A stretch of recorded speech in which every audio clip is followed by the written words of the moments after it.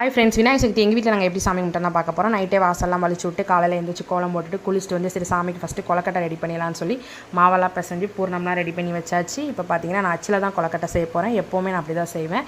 அதான் வேலையும் டக்குன்னு முடிஞ்ச மாதிரி இருக்கும், கொலக்கட்டையும் நல்லா டேஸ்ட்டாக இருக்கும், நல்லா நிறைய இனிப்பு இருக்கிற மாதிரி இருக்கும்.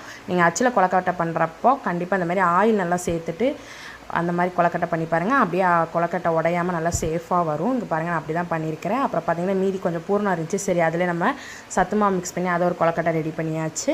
கொலக்கட்டையெல்லாம் அவிச்சு எடுத்தாச்சு. இப்போ வாங்க நம்ம சாமியெல்லாம் குளிப்பாட்டி சந்தன குங்குமம்லாம் வச்சு பூவெல்லாம் போட்டு விநாயகர் எல்லாம் ரெடி பண்ணி வச்சாச்சு. எருக்கம்பூ மாலைலாம் நைட்டே கோர்த்து வச்சிட்டேன்.